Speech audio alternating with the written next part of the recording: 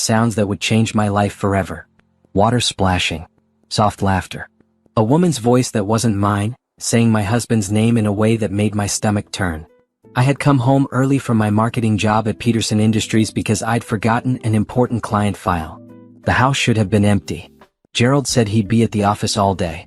But his car was in the driveway, parked next to Amanda's silver sedan. Amanda, our neighbor from 3 doors down. Amanda, who I'd invited to our barbecues. Amanda, whose garden I'd complimented just last weekend. My heart pounded as I turned the knob slowly, pushing the door open just an inch. The master bathroom. Steam rolled out from the crack and through it I could see them. My husband of 8 years, Gerald Montgomery, sitting in our oversized bathtub. And Amanda Harris, her blonde hair wet and slicked back, sitting between his legs. They were laughing about something, completely unaware that their world was about to collapse. I didn't scream. I didn't cry. Something cold and sharp settled in my chest, pushing out all the heat of anger and replacing it with crystal clear calculation. I pulled the door closed softly, hearing the latch click. Then I reached up and turned the old-fashioned key lock that Gerald had insisted we keep when we renovated. He loved the antique brass fixtures. He said they gave the house character. That lock would serve a different purpose now. The key made a solid clicking sound as it turned. I pulled it out and held it in my hand, feeling its weight. Then I walked down the hallway to the guest bedroom and pulled out my phone. My fingers were steady as I scrolled through my contacts. Brett Harris. Amanda's husband. He answered on the second ring. Hey Simone, what's up? Brett, you need to come to my house right now. Don't call Amanda. Just come. There's something you need to see. What? Is everything okay? No, nothing is okay. But you need to see this with your own eyes. I'm serious, Brett. Come now. I heard him hesitate, then his voice changed, becoming tense. I'm on my way. 5 minutes. I ended the call and stood there counting my breaths. 1, 2, 3. My mind was surprisingly clear. I walked to the kitchen, still wearing my red blazer and black pencil skirt from work. I poured myself a glass of water and drank it slowly. Through the kitchen window, I could see Brett's truck pull into my driveway. He got out, his tall frame unfolding from the driver's seat, confusion written across his face. I met him at the front door before he could knock. Brett was a construction foreman, built solid from years of physical work. He had kind brown eyes that were now filled with concern. Simone, what's going on? You sounded... Follow me. Don't say anything. Just look. I led him through my house, past the living room with its cream-colored furniture, past the family photos on the wall showing Gerald and me smiling at the beach at Christmas at our wedding. All lies now. All meaningless. We stopped in front of the master bedroom door. I could still hear the water, the voices, though they were quieter now. Brett looked at me, his confusion deepening. I pointed to the bathroom door, then held up the key. They're in there, I said quietly. Your wife and my husband. His face changed. Color drained from his cheeks, then rushed back in angry red. What are you? Look for yourself. I turned the key slowly. The lock clicked. The voices inside stopped abruptly. I pushed the door open and stepped aside, letting Brett see first. He moved forward and I heard his sharp intake of breath. Then I looked too, needing to see their faces when they realized they'd been caught. Gerald's expression went from relaxed to shocked to terrified in seconds. Amanda screamed, trying to cover herself with her hands. Water sloshed over the sides of the tub as they scrambled apart, as if distance could undo what we just witnessed. Simone. Gerald started. Don't. My voice was cold and flat. Don't say my name. Brett just stood there staring at his wife. His hands clenched into fists at his sides. When he finally spoke, his voice was low and dangerous. How long? Amanda's face crumpled. Brett, please, I can explain.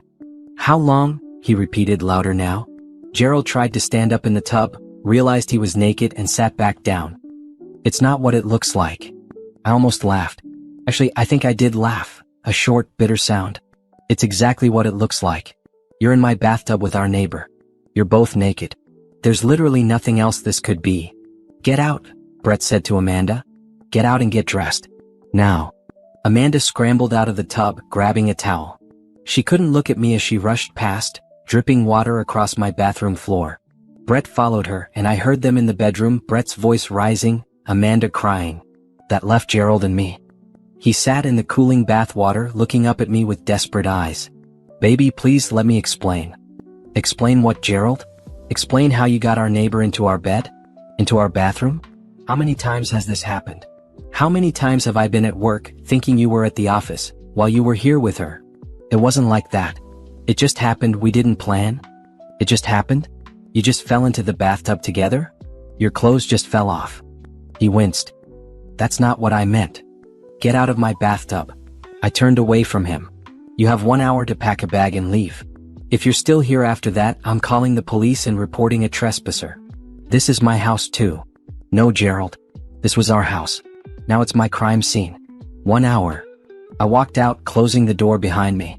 In the bedroom, Brett had Amanda by the arm, pulling her toward the door. She was dressed now, her clothes thrown on hastily, her wet hair leaving damp spots on her blue shirt. Tears streamed down her face. Simone, please, I'm so sorry. She began. I held up my hand.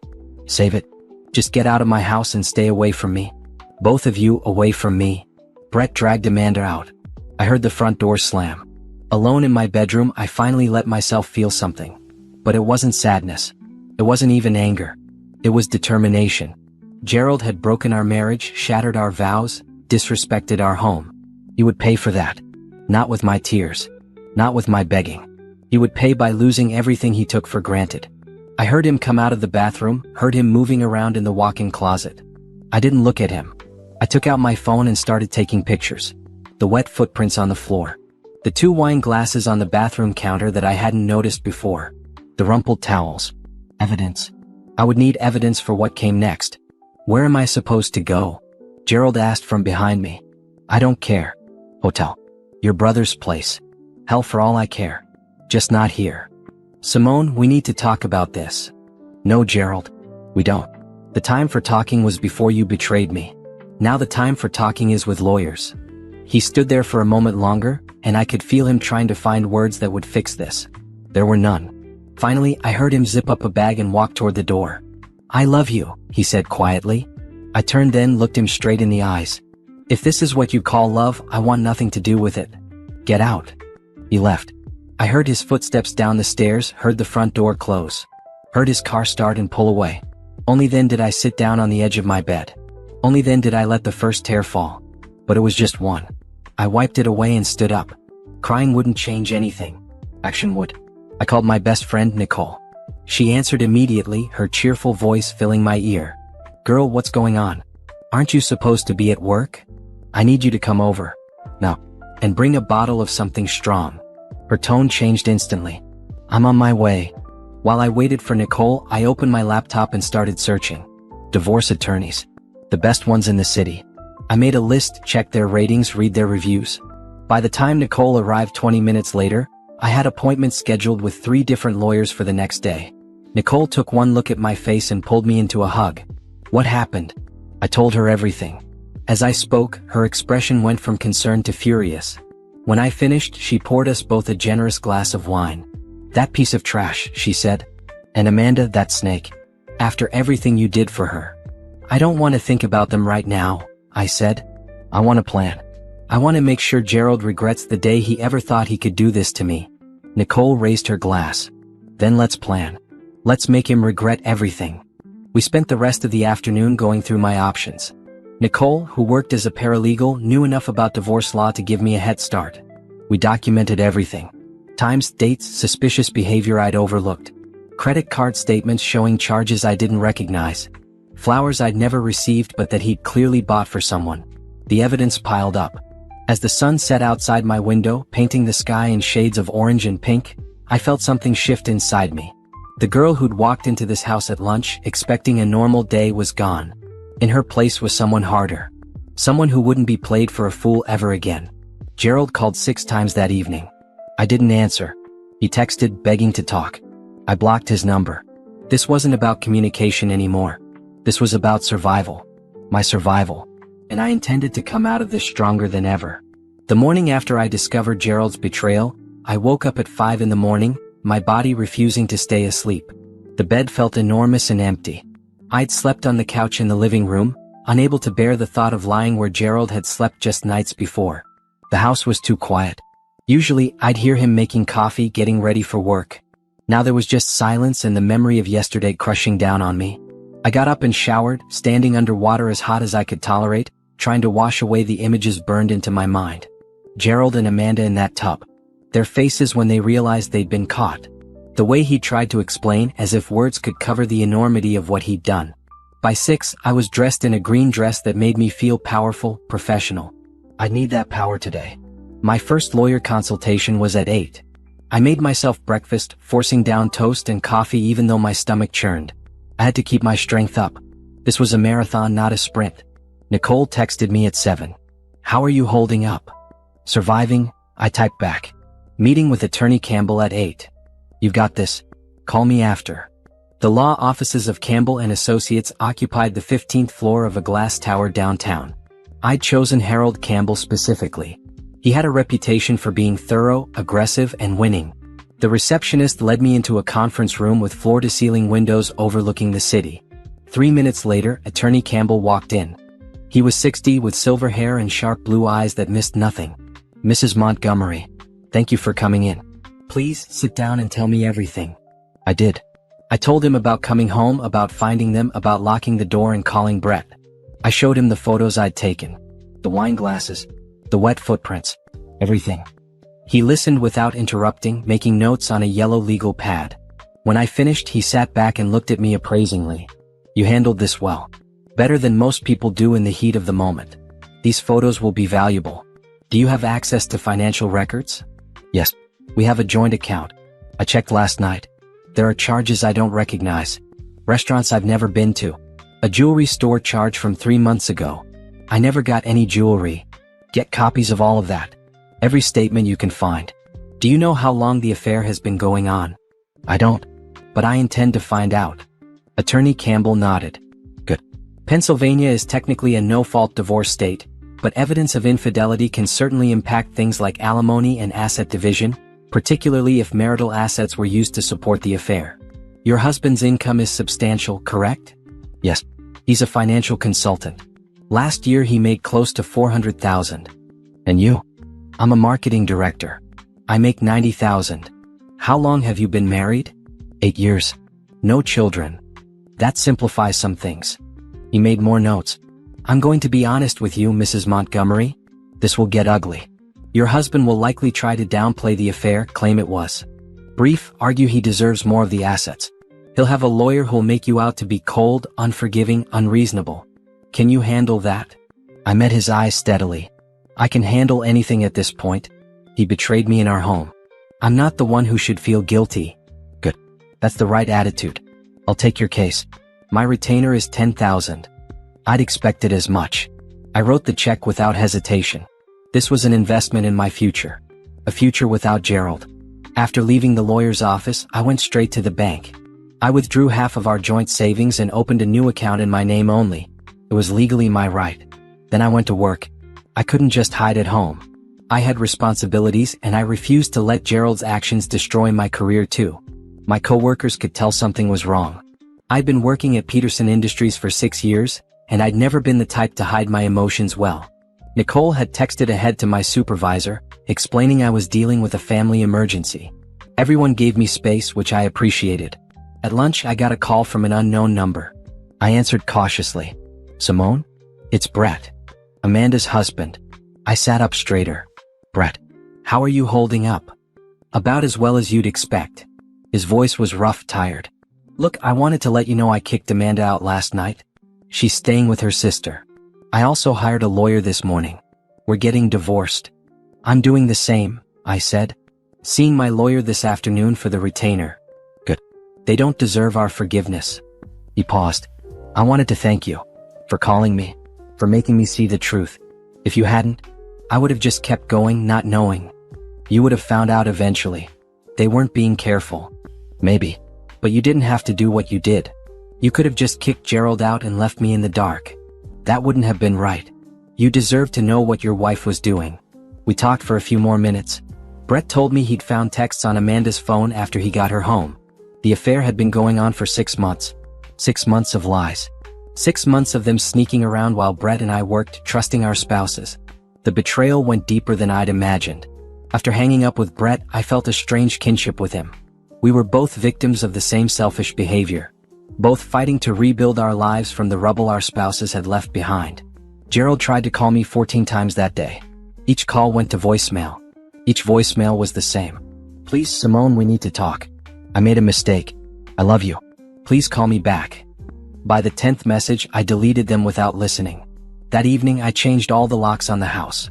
The locksmith arrived at 6, and by 7:30, Gerald's keys would no longer work. I also called a security company and scheduled installation of a camera system for the next day. If Gerald tried to break in, I'd have evidence. At 8, there was pounding on my front door. I looked through the new peephole and saw Gerald standing there, his face haggard, his clothes wrinkled. He'd been wearing the same shirt since yesterday. Simone, please open the door. We need to talk. I spoke through the door. We have nothing to talk about. My lawyer will be in contact with yours. You hired a lawyer? Are you serious about this? You were serious enough to sleep with our neighbor in our home. Yes, Gerald, I'm serious about this. It was a mistake. A stupid, terrible mistake. But we can work through this. No, we can't. Go away or I'm calling the police. He pounded on the door again. This is my house too. Not anymore. I changed the locks. You don't live here. Leave or I call the police and report you for trespassing. There was silence. Then I heard his footsteps retreating.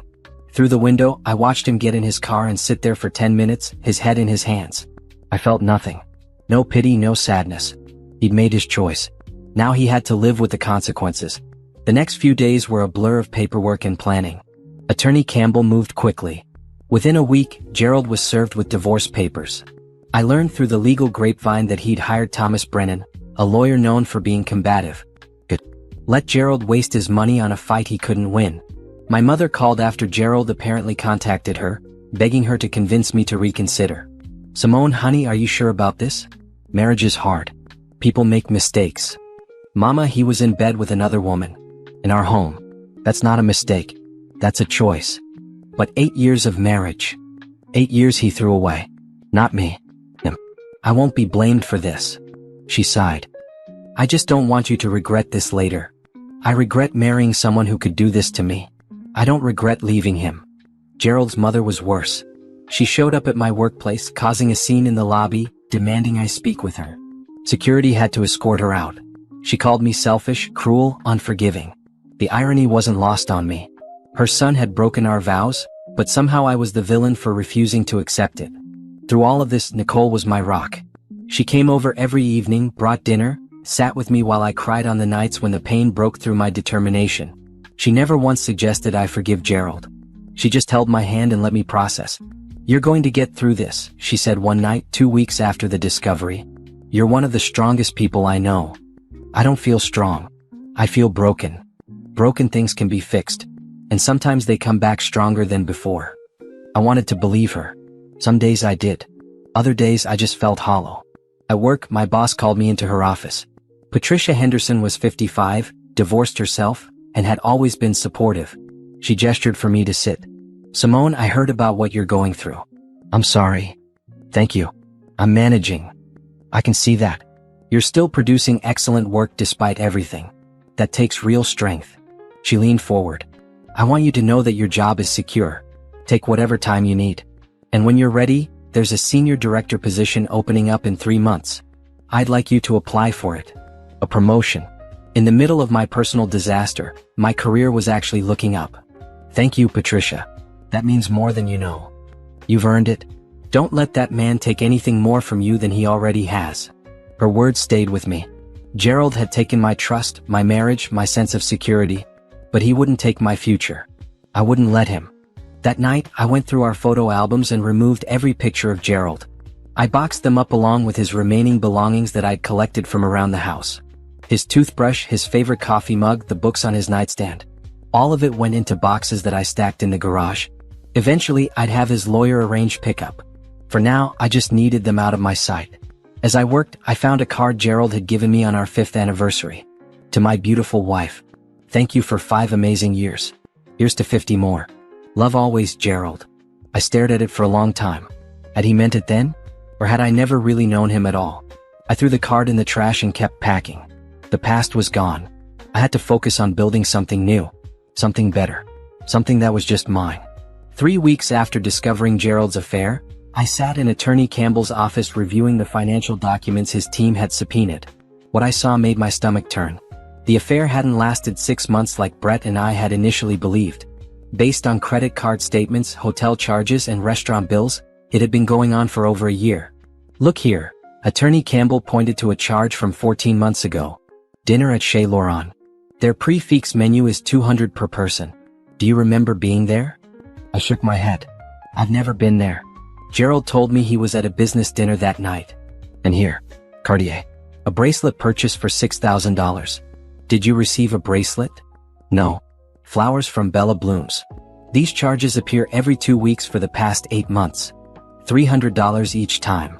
I felt sick. I never got flowers. Not once. Attorney Campbell's expression was grim. He was spending marital assets on his mistress. Substantial amounts. We're looking at close to $40,000 over the course of the affair. $40,000. Money that should have gone toward our future, our savings, maybe eventually a family. Instead, Gerald had spent it whining and dining Amanda while I worked late, believing we were building something together. "There's more," the attorney continued. "We found records of an apartment leased downtown. Studio apartment, $1,500 a month, in Gerald's name only. The lease started 11 months ago. An apartment. Gerald had rented an entire apartment for his affair. The scope of his deception was staggering. "Can we use all of this?" I asked. "Absolutely. While Pennsylvania is a no-fault state, dissipation of marital assets is relevant to equitable distribution. He used community property to fund an extramarital affair. The court won't look favorably on that." Over the next week, more evidence emerged. Attorney Campbell's investigators interviewed people who'd seen Gerald and Amanda together. Restaurant staff who remembered them as regulars. The apartment building's doorman who confirmed they came and went together frequently. Each piece of evidence was another nail in the coffin of our marriage. Brett called me one evening. "Did you know they had an apartment?" "I just found out." "Did Amanda tell you?" "No. My lawyer found the same evidence yours did. Gerald was paying for everything. The apartment, the dinners, gifts. Amanda just went along for the ride." There was bitterness in his voice. I understood it. Our spouses had made us look like fools. Not just for weeks or months, but for over a year. A year of lies. "How are you doing?" I asked him. "Some days better than others." I threw out everything Amanda left behind. Clothes, photos, everything. I couldn't look at it anymore. I did the same with Gerald's things. We talked for a while longer.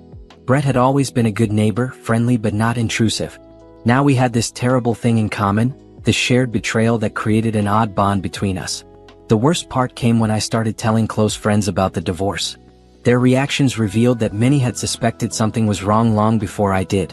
My friend Jennifer from book club admitted over coffee, "I saw Gerald with Amanda at that wine bar downtown about 6 months ago. They were holding hands." I didn't know how to tell you. "Why didn't you?" I asked, trying to keep my voice level. "Because I didn't want to believe what I was seeing. I thought maybe I was wrong, maybe it was innocent.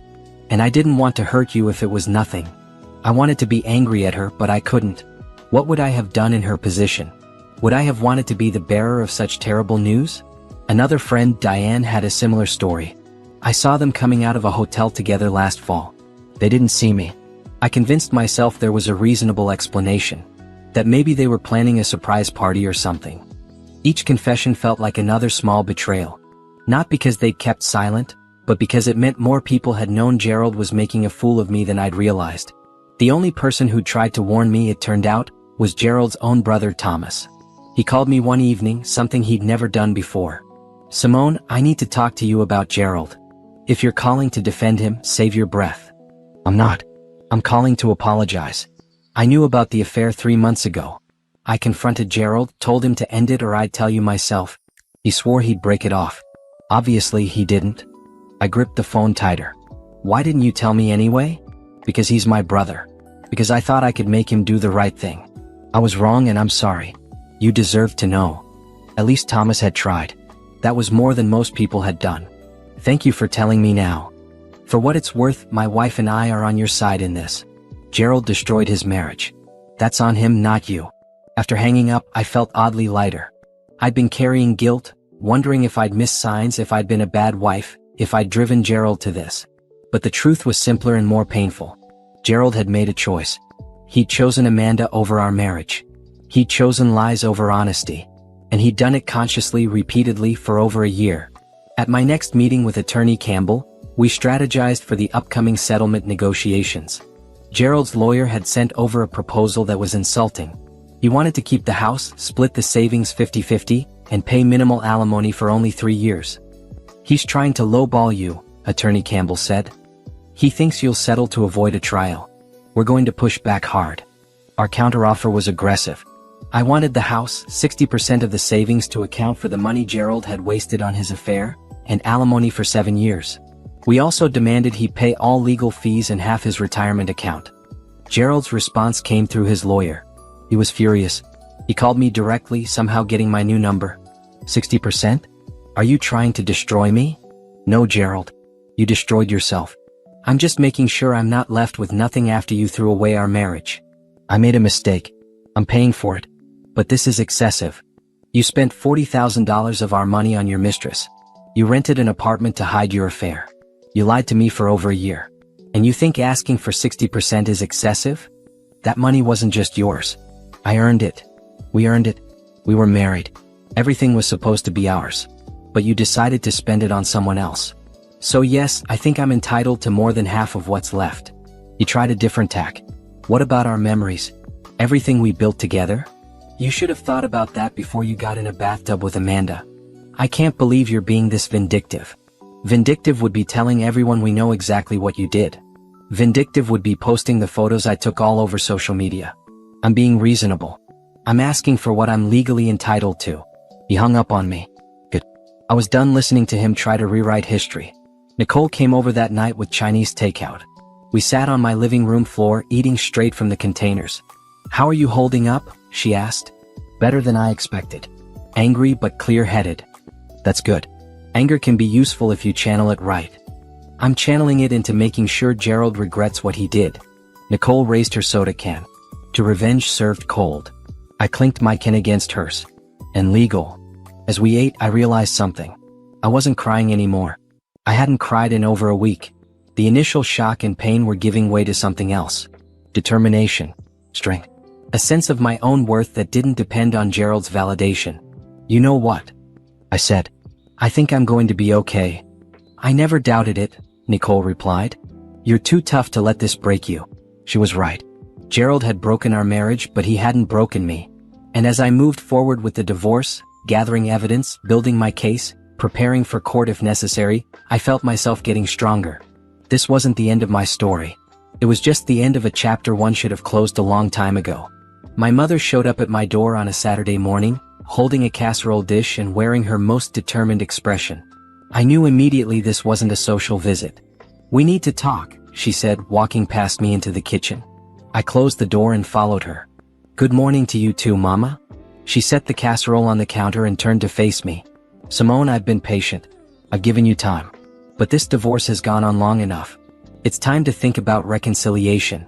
"There's nothing to think about. Gerald cheated on me. Men make mistakes, baby. They do foolish things. But you can't just throw away 8 years of marriage over one mistake." It wasn't one mistake. It was a year-long affair. Multiple lies. Thousands of dollars spent on another woman. My mother waved her hand dismissively. Money can be replaced, but a good husband is hard to find. Gerald has a steady job, he comes from a good family, he provides well. Those things matter. I stared at her, feeling my temper rise. What about respect? What about trust? What about him honoring his vows? Do those things not matter? Of course they matter. But marriage is about forgiveness. About working through hard times. Your father and I had rough patches. Did Daddy cheat on you? No, but then it's not the same thing. You and Daddy worked through disagreements, arguments, maybe times when money was tight. Gerald betrayed our marriage vows in the most fundamental way possible. That's not something you just forgive and move on from. My mother's face softened. "Simone, honey, I'm trying to protect you. Once you're divorced, you'll be alone. You're 32 years old. Finding another man won't be easy." Her words hit like a slap. So I should stay with someone who disrespected me, who lied to me, who broke my heart because I might not find someone else? Do you hear how that sounds? I'm being practical. I'm your mother. I don't want to see you struggle. I'd rather struggle alone than be comfortable with someone who makes me feel worthless. Gerald didn't mean to make you feel worthless. Then what did he mean to do when he chose Amanda over me? When he rented an apartment to meet her?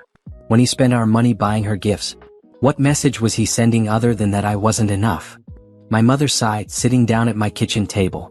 I just worry about you. Divorce is hard. People will talk. Let them talk. I'm not living my life based on what other people think. Gerald's mother called me. She's very upset. I'm sure she is. Her son destroyed his marriage. She says you're being unreasonable. That you won't even talk to Gerald. Of course I won't talk to him. What's there to say? We communicate through our lawyers now. That's how this works. My mother looked tired suddenly. I had hopes for you too. Grandchildren. Family dinners. Now all of that is gone. The mention of grandchildren stung. Gerald and I had been planning to start trying for a baby next year. That dream was gone now, ashes like everything else we'd planned. I wanted those things too, Mama. But Gerald took them away when he made his choices. I can't bring back something he destroyed. We sat in silence for a moment. Then my mother reached across the table and took my hand. I love you. I want you to be happy. If you truly believe divorce is the only way forward, then I'll support you. But I had to try one more time to see if there was another path. There isn't. Not for me. I deserve better than what Gerald gave me. Yes, she said quietly. You do. I just wish he'd been the man we thought he was. After my mother left, I felt drained. She wasn't the only one pressuring me to reconsider. Gerald's sister had sent me a long email about family loyalty. 2 of our couple friends had stopped calling, apparently choosing Gerald's side. Even my own aunt had suggested I was being too harsh and should consider counseling. But I had my supporters too. Nicole, unwavering in her friendship. My friend Diane, who'd admitted she'd seen Gerald with Amanda and regretted not speaking up. And surprisingly, Brett, who understood exactly what I was going through. Brett and I had started meeting for coffee once a week. It wasn't romantic, just 2 people navigating the same painful situation. His divorce from Amanda was proceeding similarly to mine from Gerald. Both of our spouses were trying to paint themselves as victims, claiming their betrayed partners were being unreasonable. Amanda's lawyer sent papers saying I'm being vindictive, Brett told me over coffee one Wednesday.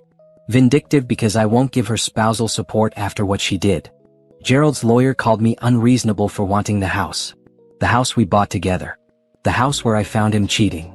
They're trying to make us feel guilty for standing up for ourselves. It won't work. Not with me. Brett smiled slightly. You're tougher than I thought. I remember you as the nice lady who brought cookies to the neighborhood block party. I was nice. I believed the best in people. Now I know better. Is that a bad thing? I considered it. No. It's realistic. I won't be taken advantage of again. Beyond the pressure to reconcile, I was also facing pressure at work, though of a different kind. The senior director position Patricia had mentioned was now officially open, and several people were applying. I submitted my application, but I worried that my personal situation might count against me. Those worries proved unfounded. Patricia called me into her office 2 weeks later with good news. You got it. The senior director position is yours, pending board approval next month. But that's just a formality. Really? I felt a surge of genuine joy, the first in weeks. Thank you, Patricia. You earned it. Your work on the Randolph campaign was exceptional. The client specifically requested you for their next project. That kind of reputation doesn't go unnoticed. The promotion came with a substantial raise, a larger office, and more responsibility. It also came with validation that my worth wasn't tied to my marriage or Gerald's opinion of me. I was valuable on my own. I celebrated with Nicole that night. We went to our favorite restaurant, and for the first time since discovering the affair, I felt genuinely happy. You're glowing, Nicole observed. This is good for you. It feels good. Like I'm finally moving forward instead of just surviving.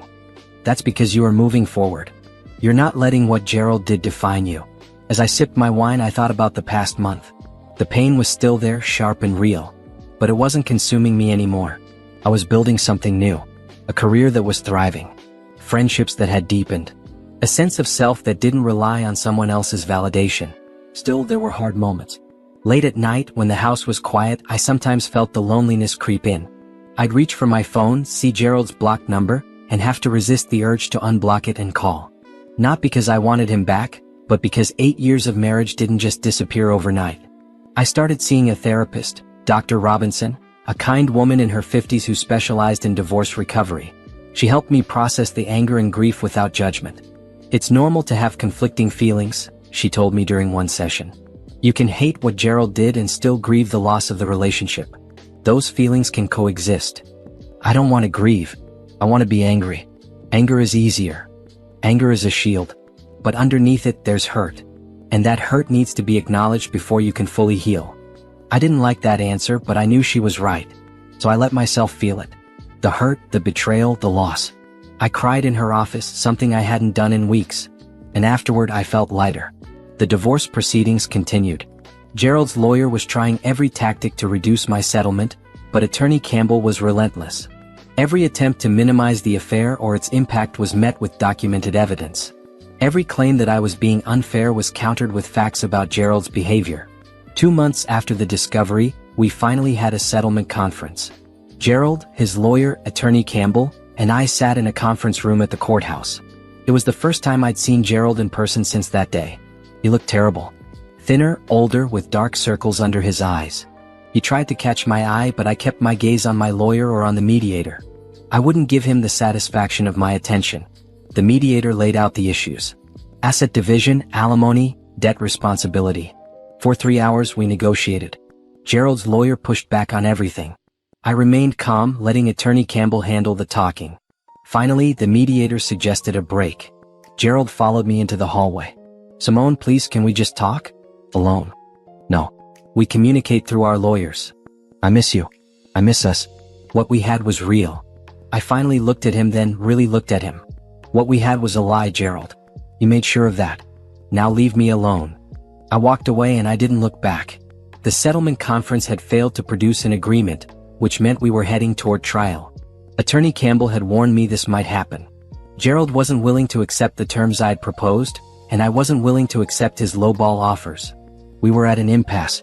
Trials are expensive, Attorney Campbell reminded me in his office. Emotionally and financially.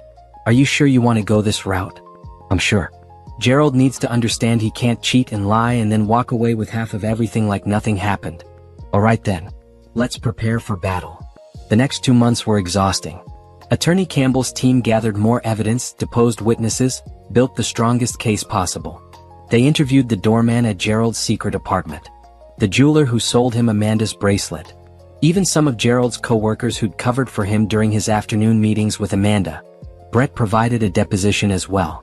He spoke about the impact of the affair on his marriage, the financial strain Amanda's spending had caused, and how Gerald had involved him unknowingly by using work events as cover stories. "Gerald told me several times he couldn't make our poker nights because he had to work late," Brett testified. "Later, I found out those were nights he was with Amanda." My own deposition was grueling. Gerald's lawyer, Thomas Brennan, was every bit as aggressive as his reputation suggested. He tried to paint me as a cold, unforgiving wife who'd refused to give Gerald a second chance. "Isn't it true, Mrs. Montgomery, that you locked your husband in the bathroom and called another man before even speaking to your husband?" "I called the other betrayed spouse, yes.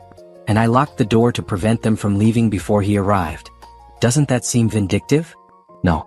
It seems like ensuring the truth came out." "Did you consider that perhaps your husband and Mrs. Harris were just talking?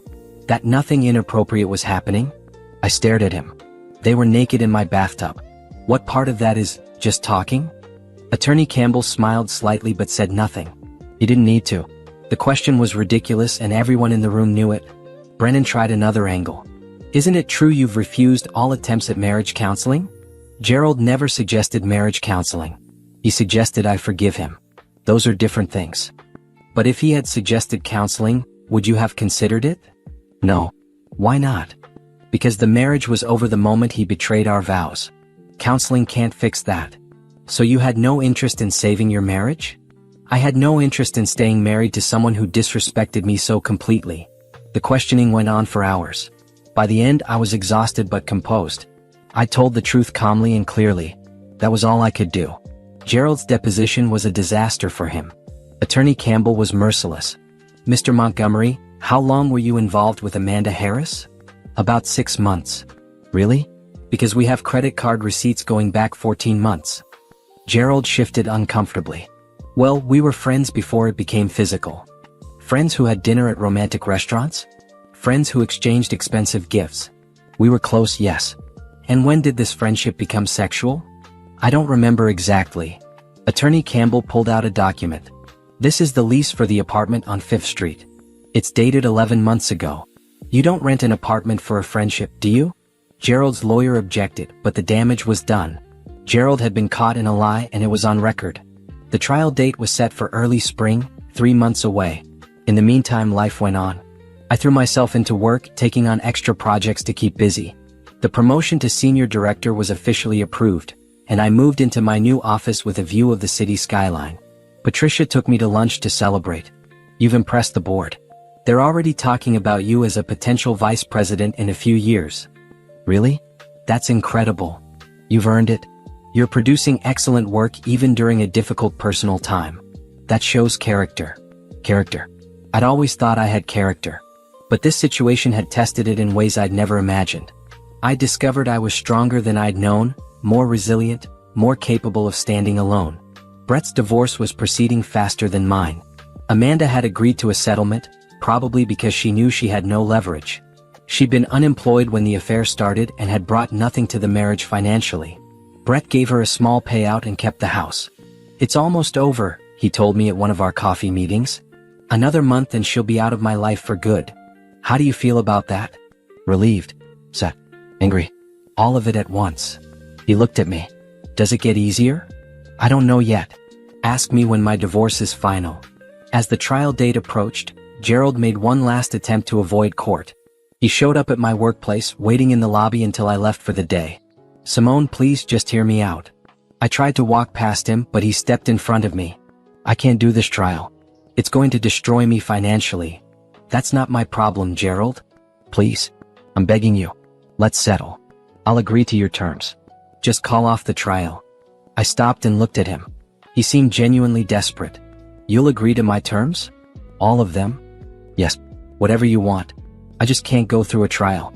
My family, my job, everyone will know what I did. They should know what you did. You destroyed our marriage. I know I did. And I'm sorry. More sorry than I can say. But please, Simone, have mercy. Mercy. You wanted mercy after showing me none. After lying for over a year. After spending our money on his mistress. After breaking every promise he'd ever made. I'll think about it, I said finally. But I'm not promising anything. I called Attorney Campbell that evening. Gerald wants to settle on our terms. Do you want to settle? Part of me wants to take him to court, make him face a jury, make everything public. But another part of me just wants this over. The settlement we proposed is fair, Simone. You'll get what you deserve. A trial might get you more or it might not. Juries are unpredictable. What do you recommend? I recommend you do what feels right for you. If you're tired of fighting, settle. If you need your day in court, we'll take him to trial. Either way, you win. I thought about it for 3 days. I talked to Nicole, to Dr. Robinson, to Brett. Everyone had opinions, but ultimately the decision was mine. Finally, I called Attorney Campbell. Accept the settlement. Let's be done with this. The final settlement was signed 2 weeks later. I got the house, 60% of our savings, Gerald's agreement to pay all legal fees, 7 years of alimony, and half his retirement account. In return, I agreed not to pursue further claims and to keep the details of the affair confidential outside of legal proceedings. It wasn't a complete victory, but it was enough. More importantly, it was over. The divorce would be final in 60 days. That night, I sat in my living room, the house finally, truly mine. No more Gerald. No more fighting. No more lawyers or depositions or angry phone calls. Just peace. Nicole came over with champagne. To freedom. To freedom, I echoed, clinking my glass against hers. As we drank, I felt something shift inside me. For months, I'd been in survival mode, fighting, defending, protecting what was mine. Now I could start thinking about what came next. Not just surviving, but actually living again. What are you going to do now? Nicole asked. Live. Really live. No more waiting for someone else to make me happy.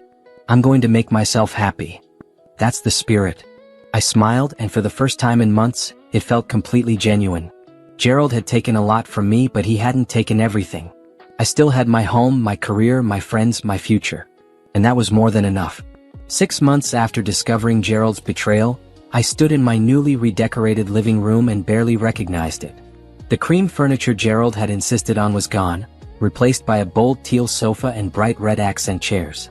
The family photos had been taken down, and in their place were prints of artwork I'd chosen myself. The house felt different. Felt like mine. I joined a gym in January, partly to fill the empty evenings and partly because I needed to do something physical to work through my emotions. What started as a way to pass time became something I genuinely enjoyed.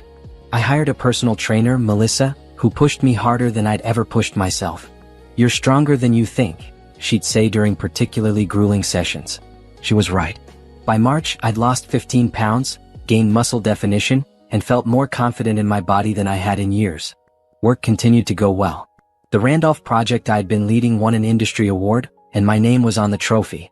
Patricia nominated me for an executive leadership program, and I was accepted. My career was thriving in ways I'd never imagined when I was married to Gerald. One Thursday in late March, I was at a marketing conference downtown. I'd given a presentation on digital strategy that had been well received, and I was networking during the cocktail hour when I heard a familiar voice. "Simone? Simone Carter? Or, sorry, is it Montgomery now?" I turned to see Nathan Price, someone I'd worked with years ago at my previous company. He'd been a junior account manager then. Now, judging by his confident demeanor and expensive suit, he'd moved up in the world. "It's actually going back to Carter soon," I said. "The divorce will be final next month." "Oh, I'm sorry to hear that." "Don't be. It was the right decision." We talked for a while, catching up on our careers. Nathan had moved to a competing firm and was now a senior vice president. He was funny, charming, and easy to talk to. When he suggested we grab dinner to continue catching up, I hesitated only briefly before agreeing. Dinner turned into coffee the following week. Coffee turned into a walk through the park the week after that. Nathan was careful not to push, never asking about my divorce unless I brought it up first. He talked about his own life, his work, his recent travels. Being with him was easy, comfortable. "I don't want to complicate things," he said one evening as we sat on a bench watching the sunset. "I know you're going through a lot, but I enjoy spending time with you." "I enjoy spending time with you too," I admitted. "But I'm not ready for anything serious. I need time." "That's fair. How about we just keep doing this? Spending time together, no pressure, no expectations?" It sounded perfect, and it was. Over the next few weeks, Nathan and I fell into an easy friendship. He made me laugh, something I hadn't done much of lately. He respected my boundaries. And slowly, I found myself opening up to him about the divorce, about Gerald, about everything I'd been through. "He sounds like an idiot," Nathan said bluntly after I'd told him the whole story one evening. "He was my husband. He was an idiot who didn't appreciate what he had. Any man who would cheat on you has serious problems with judgment." It was nice to hear, even if I wasn't ready to fully believe it yet. Meanwhile, through mutual friends, I heard snippets about Gerald and Amanda's lives post-divorce. Gerald had moved into a small apartment and was apparently struggling financially between the settlement and his legal fees. Amanda and Gerald had tried to make a relationship work after their divorces were final, but it had fallen apart within weeks. Apparently, the excitement of an affair didn't translate to the reality of an actual relationship. I felt a grim satisfaction hearing that. They destroyed 2 marriages for something that couldn't even last a month out in the open. Brett called me one Saturday morning. "Want to grab lunch? I have news." We met at our usual cafe. Brett looked better than he had in months. The haunted look was gone from his eyes. "So what's the news?" I asked. "I'm selling the house. Too many bad memories. I found a place closer to my work. Fresh start." "That's great, Brett. Really great. What about you? How are you doing?" I told him about Nathan, about work, about my life generally. Brett listened with a smile. "You sound happy. Actually happy, not just pretending." "I think I am. Surprises me sometimes. I didn't think I'd feel this way so soon." "You earned it. After what Gerald put you through, you deserve to be happy." We talked about his plans for the new house, his work projects, his life moving forward. It felt good to see him doing well. We'd both survived the worst thing we could imagine, and we were both coming out stronger. I ran into Amanda once at the grocery store. She was alone, looking tired and worn. When she saw me, her face paled. I could have confronted her, said something cutting. Instead, I just looked at her for a moment, then turned and walked away. She wasn't worth my energy. The final divorce decree arrived in the mail on a Tuesday in April. I held the document in my hands, looking at the official seal, the judge's signature. It was real. I was officially divorced. Officially free. I called Nicole immediately. "It's final. I'm divorced." "How do you feel?" I thought about it. Relieved. Like I can finally close that chapter completely and start a new one. "We should celebrate. Dinner tonight?" "Actually, I have plans with Nathan." But tomorrow? Tomorrow works. And Simone? I'm proud of you. You handled all of this with such grace. After hanging up, I sat with the divorce decree for a while. There should have been sadness, I thought. This was the official end of 8 years of my life. But I didn't feel sad. I felt liberated. Nathan took me to a nice restaurant that night. Over dinner, he said, "I heard about the divorce being final. How are you processing it?" "Better than I expected. I thought I'd be more upset, but mostly I just feel free." "That's a good sign. It means you're really ready to move forward." "I think I am." I looked at him across the table. "Nathan, I need to be honest with you. I like you. I like spending time with you. But I'm still figuring out who I am outside of my marriage. I don't want to rush into anything." "I understand. And I'm not going anywhere. We can take this as slow as you need." His patience meant everything. Gerald had always been pushy, always needed immediate answers and decisions. Nathan was different. He gave me space to breathe, to heal, to grow. As spring turned to summer, my life continued to evolve. I took a pottery class and discovered I loved working with my hands, creating something from nothing. I traveled to New York for a work conference and extended my trip for a weekend, seeing Broadway shows and visiting museums alone. I learned to enjoy my own company. My relationship with Nathan deepened slowly, naturally. We weren't rushing toward anything, just enjoying each other's company. He met Nicole, who approved immediately. "He's good for you. He makes you smile." She was right. Nathan did make me smile. But more importantly, I was making myself smile. I was building a life I loved, with or without a man in it. One evening, I was sitting on my back porch watching fireflies in the yard when my phone rang. Gerald's number. I'd unblocked it months ago, figuring enough time had passed that he wouldn't be a problem anymore. I considered not answering, then curiosity got the better of me. "Hello? Simone. It's me." "I know. What do you want, Gerald?" "I wanted to see how you're doing. I heard about your promotion. Congratulations." "Thank you. Is that all?" "No. I wanted to apologize. Really apologize, not just the surface stuff I said before. I destroyed the best thing in my life because I was selfish and stupid. I know you've moved on and you should. But I needed you to know that I'm sorry." I was quiet for a moment. "I appreciate the apology, Gerald." "I do. But it doesn't change anything." "I know. I'm not asking for anything. I just needed to say it." "Okay. You've said it. Are you happy?" "I hope you're happy." "I am. Genuinely happy." "Good. You deserve that. Goodbye, Simone." "Goodbye, Gerald." I hung up and sat there for a while. The apology had been sincere, I thought. But it didn't matter. Gerald was my past. Nathan, my career, my friends, my hobbies, my home that was truly mine. That was my present and my future. Nicole came over later that evening, bringing ice cream. We sat on the porch talking and laughing. "You know what I realized?" I said. "I don't think about Gerald anymore. Not really. He's just someone I used to know." "That's huge, Simone. That means you've really healed." "I think I have. I'm not the same person I was when all this started. I'm better. Stronger. You always were strong. You just had to realize it." As I went to bed that night, I felt genuinely content. My life wasn't perfect, but it was mine. I'd survived betrayal, divorce, and heartbreak. And I'd come out the other side not just intact, but thriving. That was something to be proud of. Summer arrived with bright sunshine and temperatures that made me grateful for my backyard pool. I'd had it cleaned and updated, adding new deck furniture in cheerful yellow and blue. Nathan came over most weekends and we'd spend lazy afternoons swimming and talking. "I could get used to this," he said one Saturday, floating on his back in the water. "Me too. This is the first summer I've actually used the pool in years." Gerald was always too busy. His loss. We'd been seeing each other for 3 months now, and while we still weren't officially dating, it was starting to feel like more than friendship. Nathan was patient, never pushing for more than I was ready to give. But I could feel myself wanting more. One evening, as we sat on the deck watching the sunset, Nathan took my hand. "Simone, I need to tell you something." My stomach clenched. "Okay. I know we've been taking this slow and I respect that. But I need you to know that I'm falling for you. I have been for a while now. And if you're not interested in this becoming something more, I need to know so I can protect my own heart." I looked at our joined hands, then at his face.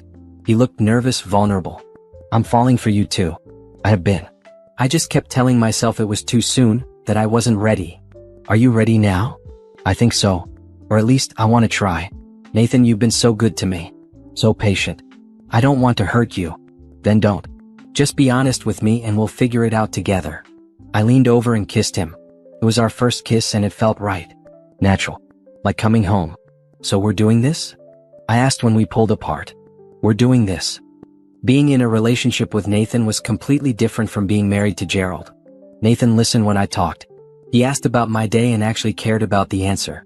He supported my career ambitions instead of seeing them as competition. He made me feel valued for who I was, not who he wanted me to be. We kept things quiet at first, not broadcasting our relationship. But word got around. Nicole was thrilled. Finally. I thought you two would never make it official. Were we that obvious? Girl, you've been lighting up around him for months. I'm just glad you finally admitted it to yourself. At work, Patricia noticed the change in me. You seem happier lately. More relaxed. I am. Life is good right now. I'm glad. You've earned some happiness after everything you went through. Through mutual friends, I heard that Gerald's life was continuing its downward spiral. He'd been passed over for a promotion at work, apparently because his personal drama had affected his professional reputation. He was still living in his small apartment, struggling to adjust to his reduced circumstances. The man who'd once lived in a beautiful house and driven a luxury car was now scraping by. I should have felt satisfaction, but I mostly felt nothing. Gerald was irrelevant to my life now. His struggles weren't my concern. Amanda's life wasn't going much better. According to the neighborhood gossip chain, she'd moved in with her sister after her divorce and was working at a retail store, having never developed her own career during her marriage to Brett. She and Gerald had tried to reconnect briefly, but it hadn't lasted. Apparently, reality couldn't live up to the fantasy they'd built in their affair. Brett and I still met for coffee occasionally. He'd settled into his new house and was dating someone new, a woman named Rachel who worked at his company. She's different from Amanda, he told me. Genuine. Kind.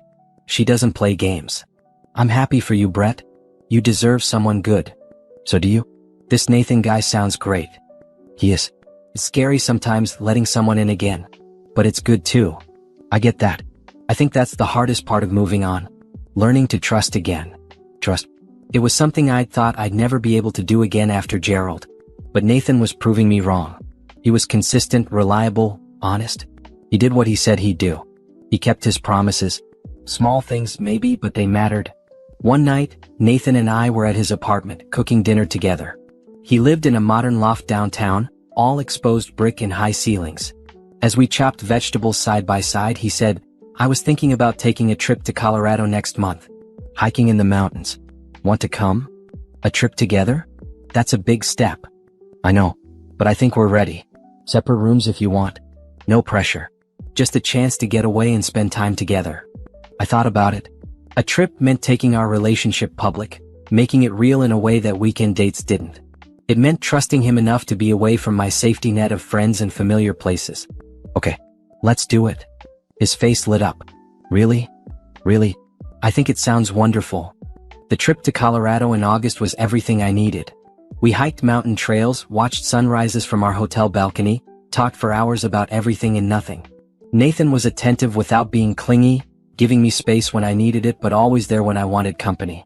One evening, sitting by a campfire at our lodge, Nathan said, I love you, Simone. I probably shouldn't say it yet, but I do. My heart skipped. I'd known this was coming, felt it building between us.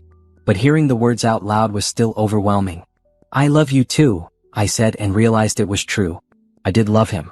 Not the desperate, clinging love I'd felt for Gerald at the end, trying to save something that was already dead. This was different. Calmer. Deeper. Real. We didn't rush things when we got back from Colorado. Nathan understood that I needed to take my time, that I was still healing from what Gerald had done. But our relationship continued to deepen. He met my mother, who approved after initial skepticism. He seems kind, she said. That's important. I met his family at a Sunday dinner. His parents were warm and welcoming, his sister funny and genuine. They accepted me without judgment, never bringing up my divorce unless I mentioned it first. By fall, Nathan and I were spending most nights together, though we still maintained our separate apartments. It felt right, not rushing but not holding back either. Just letting the relationship develop naturally. One October evening, I ran into Gerald at a restaurant. He was alone, sitting at the bar with a drink. When he saw me with Nathan, his face fell. I gave him a polite nod and kept walking. Nathan, to his credit, didn't ask questions until we were seated. That was your ex-husband, wasn't it? Yes. How did you know? The way he looked at you. Like he'd lost something precious. He did. His own fault though. Does it bother you seeing him? No. Not anymore. He's just someone I used to know. Nathan took my hand across the table. I'm glad. You deserve to have moved on completely. As I looked at Nathan, I realized I had moved on. Gerald was truly in my past now. Whatever pain he'd caused, whatever scars he'd left, they didn't control me anymore. I was happy. I was in love. I was building something new and beautiful, and Gerald couldn't touch it. That night, lying in bed next to Nathan in my house, I felt completely at peace. This house, which had once been the site of my greatest betrayal, was now the site of my greatest healing. I'd reclaimed it, reclaimed myself, reclaimed my life. Thank you, I said quietly to Nathan. For what? For being patient. For waiting for me to be ready. For being everything Gerald wasn't. He pulled me closer. You don't have to thank me for that. Loving you is easy, Simone.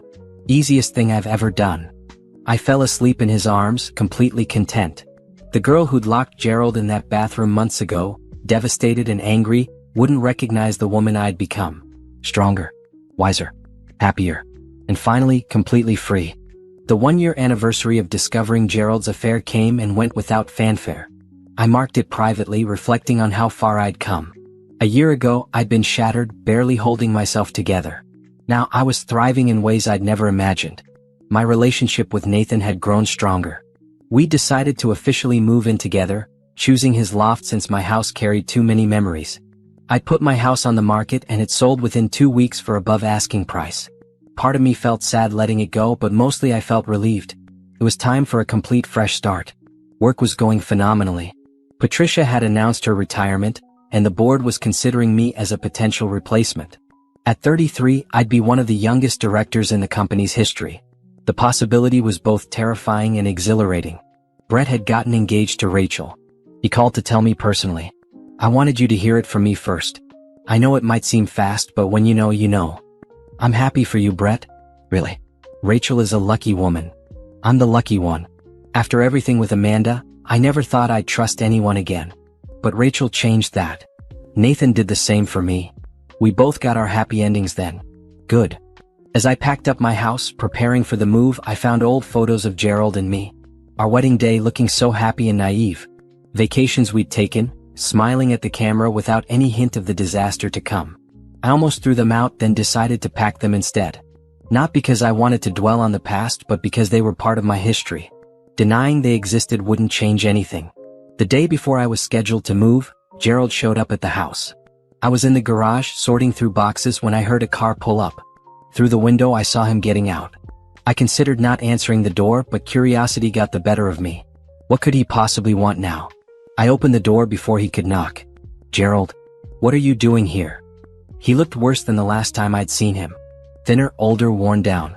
I heard you sold the house. I wanted to see it one more time. That's not a good idea. Please, Simone. Just 5 minutes. Then I'll leave you alone forever. Against my better judgment, I let him in. We stood in the empty living room, our footsteps echoing on the hardwood floors. I have so many memories in this house, Gerald said quietly. We were happy here once. Were we? Or was I just ignorant of what you were doing? He flinched. We were happy. At least I was. I don't expect you to believe that. I don't. Gerald, what do you want? Why are you really here? He turned to face me. I heard you're moving in with someone. Nathan Price. I looked him up. You have no right to look up anyone in my life. I know. I'm sorry. I just needed to know if you were happy. I'm happy. Extremely happy. Nathan is everything you never were. I know. I can see it in you. You look different. Better. He paused. I came here to ask if there's any chance, any possibility that we could try again. Start over. I stared at him in disbelief. Are you serious?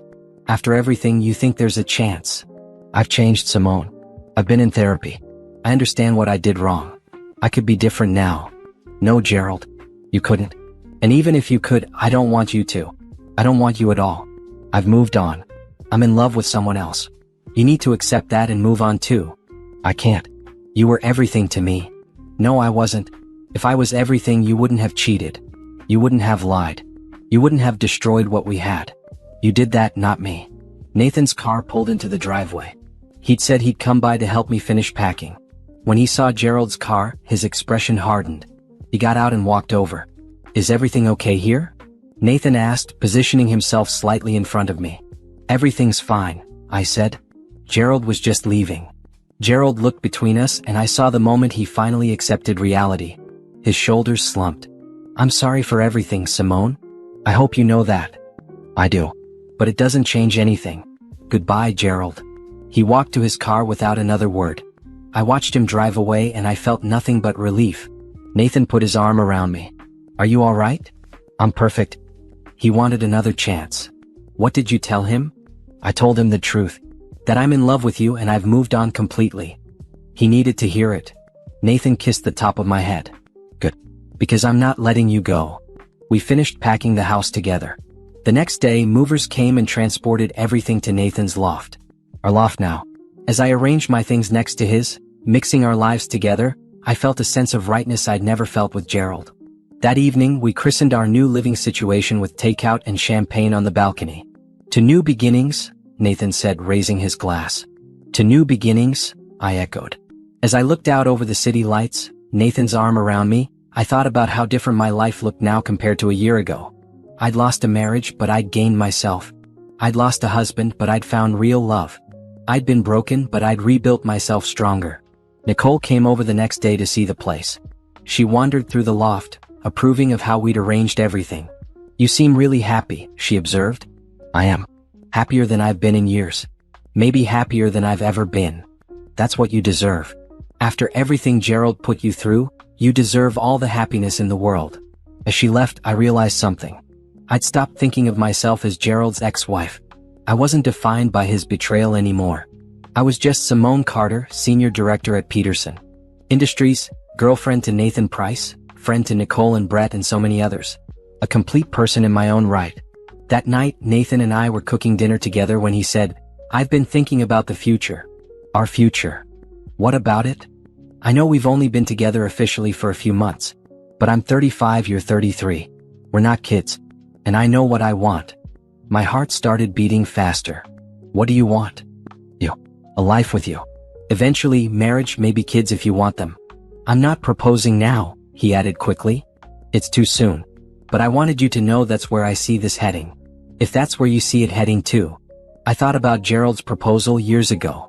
It had been romantic, public, with all our friends watching. But looking back, I wondered if I'd really chosen it or just gotten swept up in the moment. This felt different. Nathan wasn't pressuring me or making a grand gesture. He was just being honest about his intentions, giving me space to decide if they aligned with mine. "I see it heading there too," I said. "Not now, but eventually. When we're both ready." He pulled me into a hug. That's all I needed to hear. As we ate dinner, talking about potential futures, possible plans, dreams we both had, I felt completely at peace. This was what love should feel like. Safe, warm, honest. Not the desperate, anxious feeling I'd had with Gerald toward the end, always wondering if he was telling the truth, always second-guessing myself. The final decree from my divorce had come months ago, but this felt like the real ending. The moment when I truly closed the door on that chapter of my life and fully committed to the next one. Gerald was gone. The pain was gone. All that remained was possibility. 14 months after discovering Gerald's betrayal, I was running late for a meeting. I grabbed a coffee from the shop near my office, rushing through the door while checking my phone. I nearly collided with someone coming out. "Sorry, I looked up and froze. Brett was standing there holding his own coffee. "Simone. Well, how are you?" "I'm good. Great, actually. How are you?" "Congratulations on the engagement." "Thanks. Rachel and I are getting married in 2 months. Small ceremony, just close friends and family." We stepped aside to let other customers pass, standing on the sidewalk in the autumn sunshine. "You look really happy," Brett observed. "I am. Life has been good. Work is going well. Nathan and I moved in together. Everything just feels right." "Nathan. That's the guy you're with now?" "Yeah. He's wonderful. Completely different from Gerald in every way that matters." Brett smiled. "Rachel is the same for me. Different from Amanda in all the right ways. Isn't it funny how something so terrible led us both to something so good?" Funny isn't the word I'd use. But yeah, I guess there's some truth to that. We both got out of bad situations and found better ones. "Have you heard anything about Gerald or Amanda lately?" I shook my head. "No, and I don't want to. That part of my life is over." I don't need updates on what they're doing. Fair enough. I'm the same way with Amanda. Rachel knows about the affair, about everything that happened, but we don't talk about it much. It's just not relevant anymore. We chatted for a few more minutes about our lives, our jobs, our plans. Then Brett said, "I'm glad I ran into you. I've wanted to say thank you for a long time." Thank me? For what? For that day. For calling me, for making sure I saw the truth. If you hadn't done that, I'd probably still be with Amanda, still being lied to, still unhappy without knowing why. You gave me the truth even though it hurt. That took guts. I'd never thought about it that way. I just did what I thought was right. You deserved to know. You did more than what was right. You could have just kicked Gerald out and left me in the dark. But you didn't. You made sure I knew, even though it wasn't your responsibility. I'll always appreciate that. We both survived it, Brett. That's what matters. More than survived. We both came out better. Stronger. After we said goodbye, I went to my meeting, but Brett's words stayed with me. We had both come out stronger. The betrayal that could have destroyed us had instead pushed us to rebuild ourselves better than before. That evening, I told Nathan about running into Brett. "It's nice that you two stayed friendly," Nathan said. "Not everyone could maintain that after what you went through together. We have a unique bond. We were both betrayed by people we trusted. But we both found our way out." Nathan pulled me close. "I'm glad you found your way to me." Me too.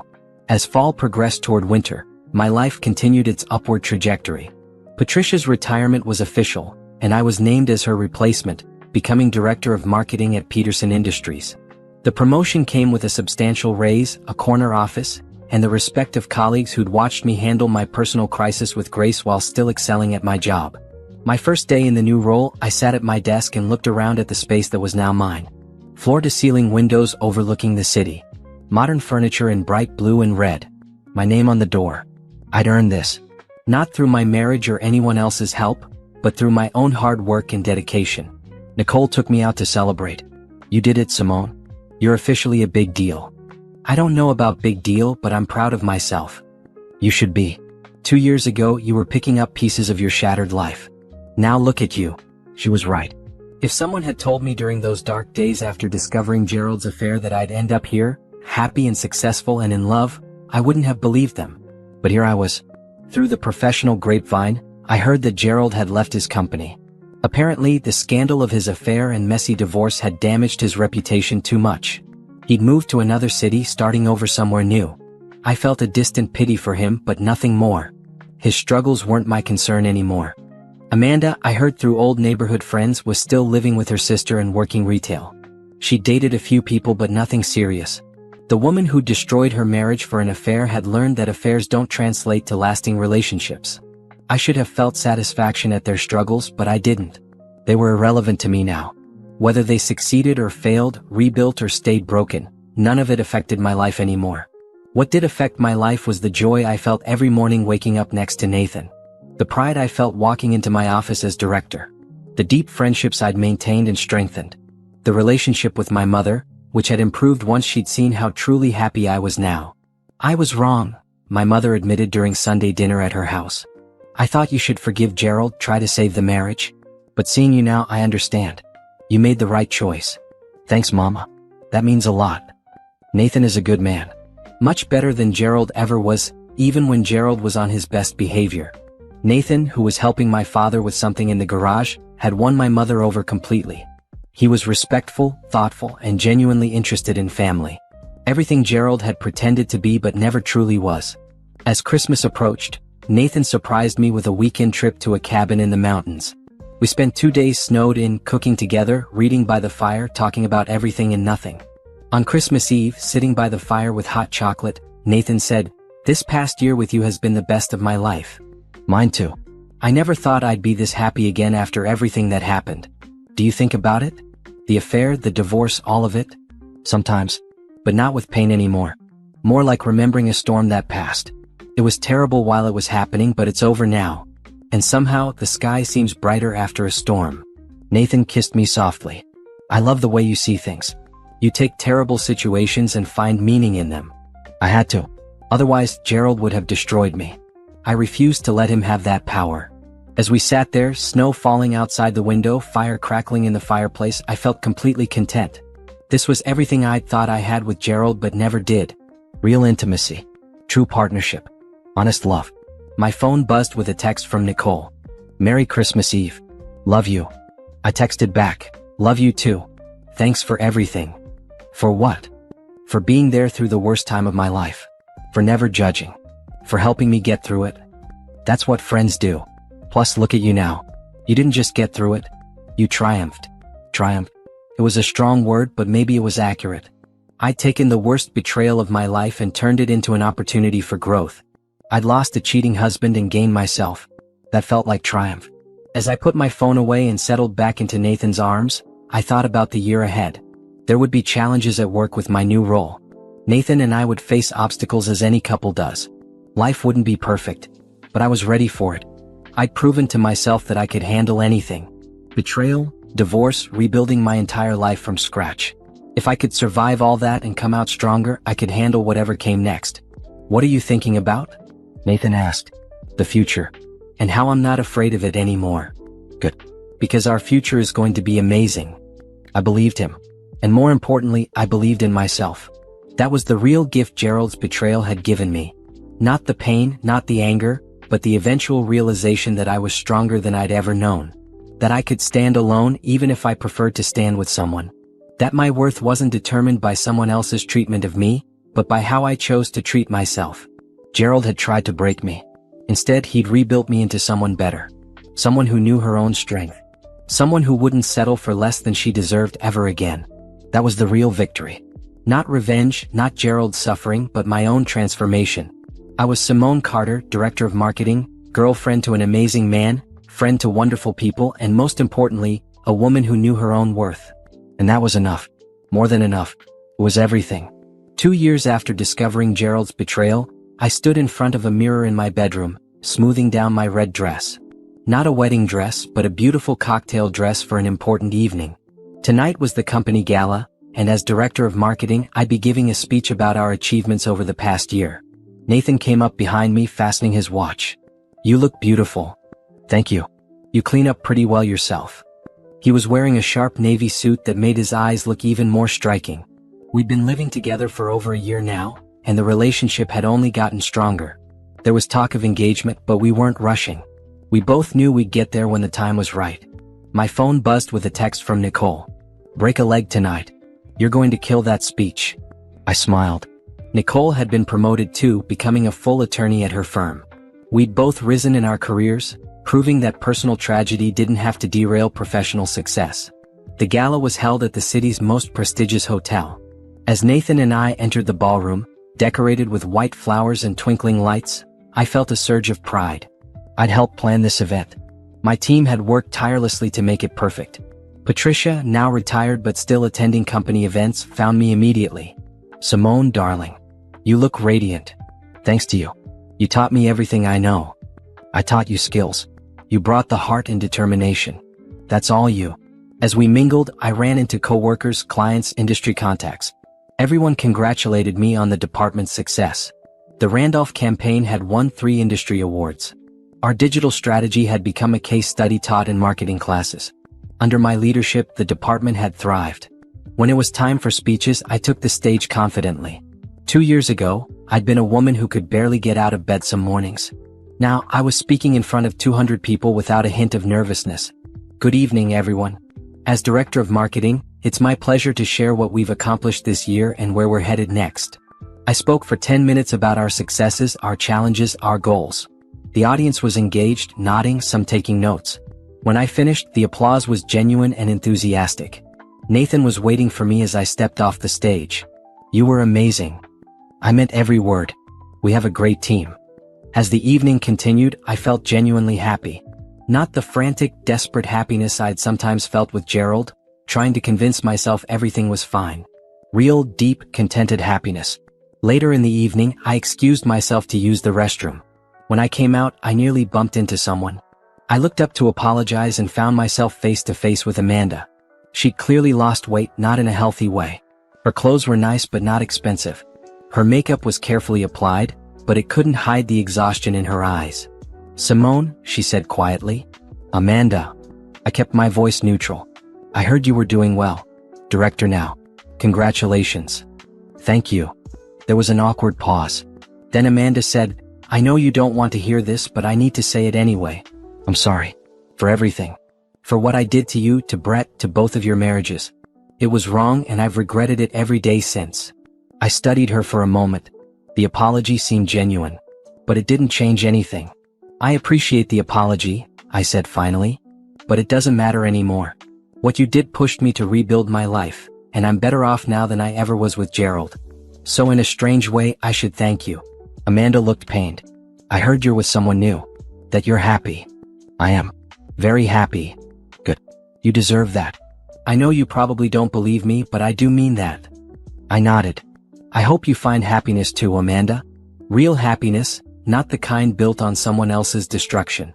She blinked back tears. Thank you for saying that. I don't deserve your kindness. Maybe not. But I'm not saying it for you. I'm saying it because holding on to anger and bitterness would only hurt me. I've moved on completely. You should too. I walked past her back to the ballroom. Nathan looked up as I approached, concern on his face. Everything okay? You were gone a while. I ran into Amanda. Your ex-husband's affair partner? Here? She works for one of our client companies apparently. It's fine. She apologized, I accepted it, and that chapter is truly closed now. Nathan pulled me onto the dance floor. As we swayed to the music, he said, You handled that with grace. I'm proud of you. I handled it with indifference. She's not important enough to hate anymore. The rest of the evening was perfect. Dancing with Nathan, laughing with colleagues, celebrating our successes. This was my life now. Full, rich, meaningful. As we drove home, Nathan said, I've been thinking about something. What's that? About us. About our future. He glanced at me. I'm ready to make this permanent, Simone. Whenever you are. My heart skipped. Are you asking what I think you're asking? Not officially. Not yet. But soon. I want you to know it's coming so you can think about whether you're ready. I'm ready, I said softly. I've been ready for a while now. I trust you, Nathan. Completely. I trust us. He squeezed my hand. Then expect a proper proposal soon. Something worthy of you. That night, lying in bed, I thought about how far I'd come. 2 years ago, I'd been standing in my hallway, listening to my husband betray me. Now, I was lying next to a man who cherished me, planning a future built on honesty and genuine love. My phone buzzed. A text from Brett. Hey, just wanted to let you know Rachel and I are expecting. Baby girl due in 6 months. I smiled and texted back congratulations. Brett had found his happy ending too. We'd both survived the worst and built something better. Over the next few months, life continued its upward trend. Work was challenging but rewarding. My relationship with Nathan deepened. I reconnected with some old friends I'd lost touch with during my marriage to Gerald. My social circle expanded, filled with people who genuinely cared about me. In April, exactly 2 years after my divorce was finalized, Nathan took me to the botanical gardens. We walked through spring flowers, talking and laughing. He led me to a quiet gazebo surrounded by blooming cherry trees. Simone, he said, taking both my hands, these past 2 years have been the happiest of my life. You're strong, compassionate, brilliant, and beautiful. You make me want to be a better person every single day. He got down on one knee, pulling a small box from his pocket. I know you've been married before. I know it didn't end well. But I'm not Gerald. I will never be Gerald. I will spend every day of our marriage showing you what real love looks like. Will you marry me? I looked at the ring, simple and elegant, perfect for me. Then I looked at Nathan, this man who'd been so patient, so understanding, so genuinely good. Yes, I said, pulling him up to kiss him. Yes, I'll marry you. He slipped the ring onto my finger and we stood there for a long moment just holding each other. I promise you, Nathan said. You'll never regret this. I know. I trust you. Completely. As we walked back through the gardens, my hand in his, I felt overwhelming gratitude. Not for the betrayal itself, but for what it had forced me to become. Stronger. Wiser. More certain of my own worth. Gerald had tried to destroy me, but he'd failed. Instead, he'd freed me to become the person I was always meant to be. Someone who knew her value. Someone who wouldn't settle for less than she deserved. Someone who could build a life based on genuine love and mutual respect. That evening, I called Nicole to tell her the news. I'm engaged, I said, unable to keep the joy from my voice. Finally. I've been waiting for Nathan to propose for months now. Were we that obvious? Girl, you've been looking at each other like lovesick teenagers since the beginning. I'm just glad he made it official. We talked about wedding plans, potential dates, all the excitement of a new engagement. When we hung up, I sat on the balcony of our loft, watching the city lights twinkle below. My mother called next. Nathan just called to ask for my blessing. I gave it, of course. He's a wonderful man, Simone. I'm so happy for you. Thanks, Mama. I'm happy too. You've come so far from where you were 2 years ago. I'm proud of you for rebuilding your life. I'm proud of me too. And I was. Not in an arrogant way, but in a deep, genuine appreciation for my own strength. I'd been through hell and come out the other side not just intact, but better than before. 3 months later, I ran into Gerald one final time. I was in a coffee shop on a Saturday morning, waiting for my order when he walked in. He saw me immediately. Simone. He looked shocked. You look great. Thank you. I noticed the ring on my finger catching the light. His eyes went to it too. You're engaged. I am. Nathan proposed a few months ago. Something flickered across Gerald's face. Pain maybe, or regret. I'm happy for you. Really. How are you doing, Gerald? I'm okay. Rebuilding. Different city, different job, starting over. It's hard, but I'm managing. I'm glad. I hope you find what you're looking for. What I'm looking for is what I had with you. But I destroyed that. Yes, you did. But we both moved on. That's life. My coffee order was called.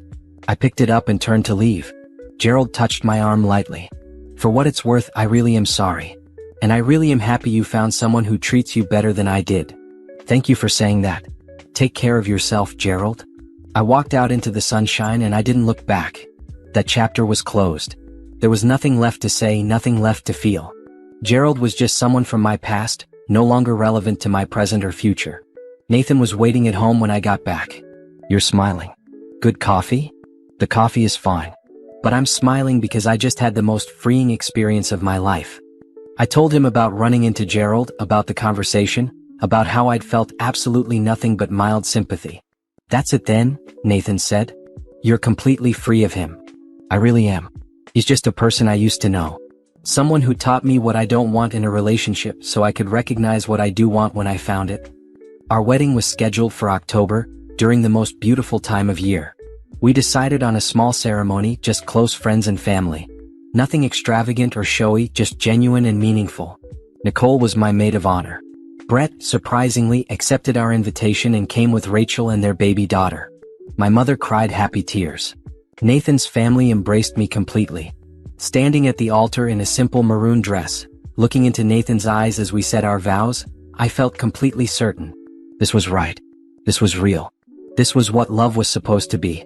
I promise to honor you, respect you, and choose you every single day, Nathan said. I promise to be worthy of your trust and to never take your love for granted.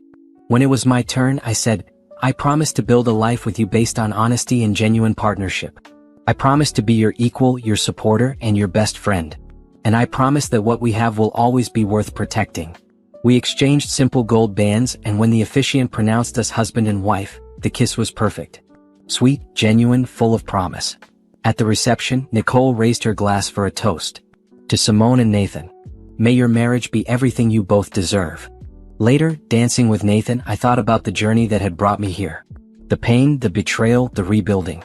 All of it had been necessary to get me to this moment. To this man. To this life. What are you thinking about? Nathan asked. How grateful I am. For everything. Even the hard parts. The hard parts made you who you are. They did. And I like who I am now. I love who you are now. And I love that I get to spend the rest of my life with you. As the evening wound down, I found myself sitting with Brett and Rachel, talking about their daughter and their life. You and Nathan seem really happy, Rachel observed. We are. He's nothing like Gerald.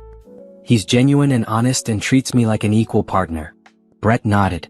That's what Rachel and I have too. After Amanda, I never thought I'd trust anyone again. But Rachel proved me wrong. We're the lucky ones, I said. We got betrayed, but we came out stronger. We found real love. As Nathan and I left for our honeymoon, driving away from the reception with "just married" written on the car windows, I looked back one last time at the celebration. At the friends who'd supported me. At the life I'd built from the ashes of my first marriage. Then I turned forward, toward the future, toward everything that was coming. No more looking back. No more dwelling on what Gerald had done or who he'd been. That story was over. This was a new story. One where I was the hero, not the victim. One where love was real and lasting. One where I knew my own worth and wouldn't accept anything less than I deserved. As we drove into the sunset, Nathan's hand in mine, I felt completely, genuinely happy. The revenge I'd sought hadn't been in making Gerald suffer. It had been in building a life so good, so fulfilling, so genuinely joyful that what he'd done became irrelevant. I'd won. Not because Gerald lost, but because I'd gained everything that truly mattered. Love, respect, trust, happiness, and most importantly, myself. That was the real happy ending. Not revenge, but redemption. Not bitterness, but better. Not broken, but rebuilt into something stronger and more beautiful than before. And as we began our honeymoon, our life together, our future, I knew with absolute certainty that this was just the beginning of something wonderful.